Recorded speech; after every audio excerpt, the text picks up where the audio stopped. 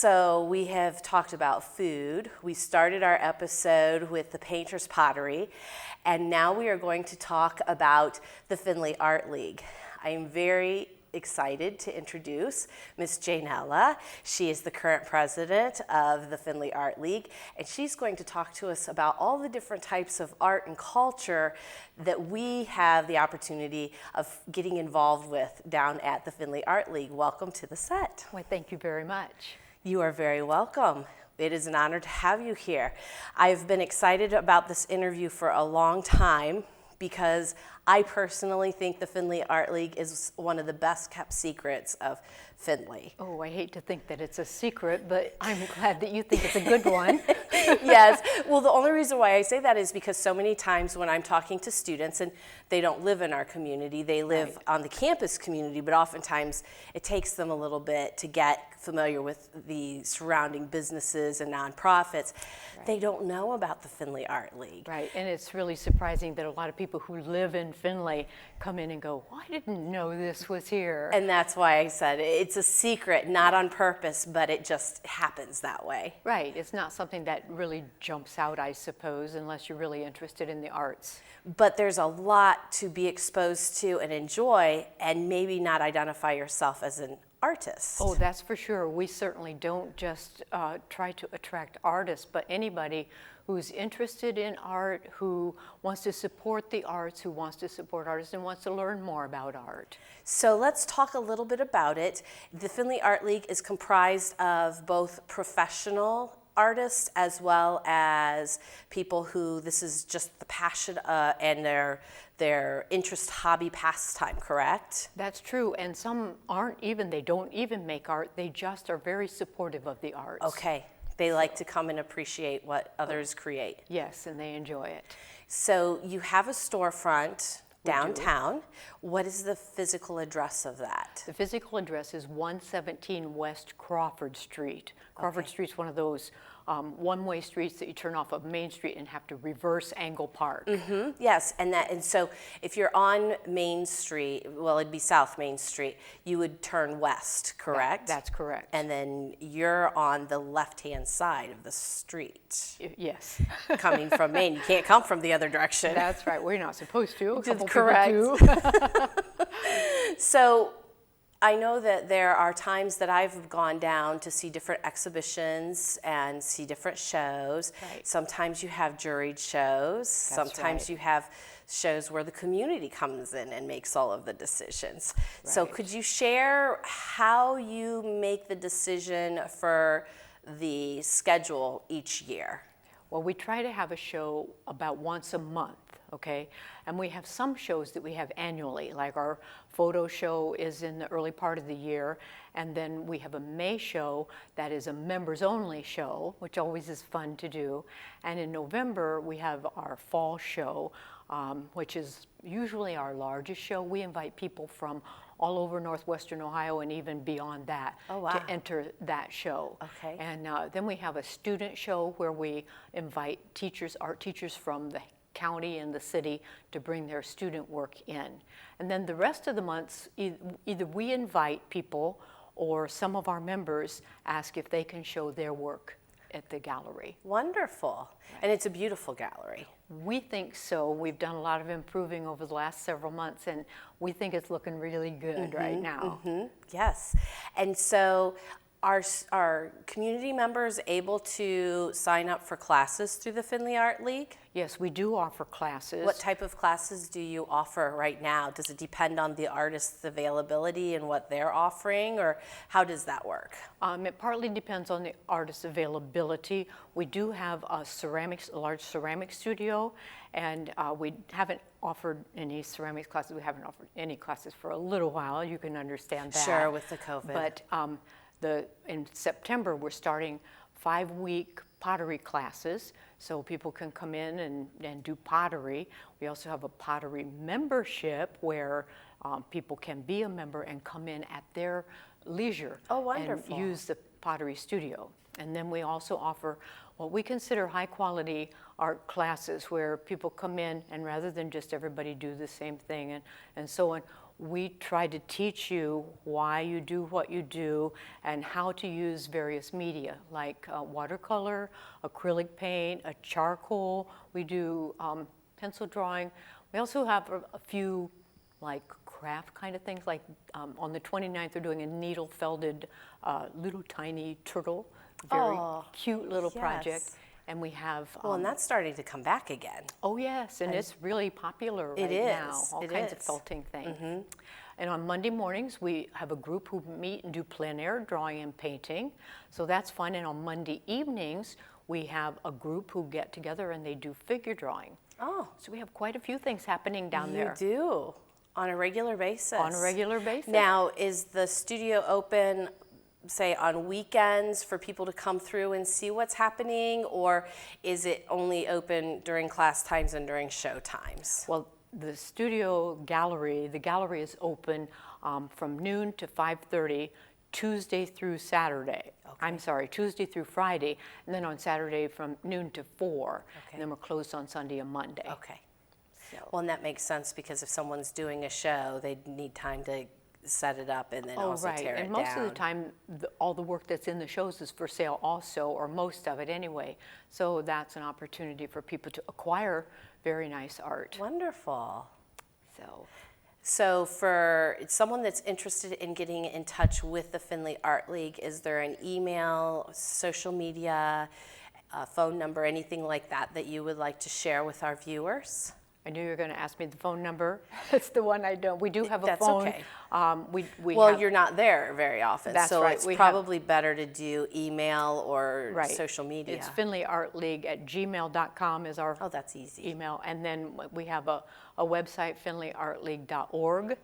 And because you're a nonprofit. Yes, absolutely, and hashtag Findlay Art League on Instagram. Okay. Wonderful. Find out some things. We also, one of our newest exciting things is our gift shop. We have enlarged and upgraded that. And Dr. Paul Sears, who actually used to work at the university, retired from here, and then opened up Objects of Desire Artful Living, has moved his Objects of Desire into our gift shop and is working that along with having artwork in there from members. And so he's making... What a wonderful collaboration. Oh, I know. And he's just an amazing person. He's down there right now setting up so that he can make tea and have that available for people to sample, because he sells different teas, and he's got tables he's going to set out on the sidewalk. It's going to be really fun in there. Yeah. Now, are you part of the Findlay Art Walks that happen once in the fall and once in the spring? Oh, absolutely. The May show, our members only show, normally has its opening night on the night of Art Walk.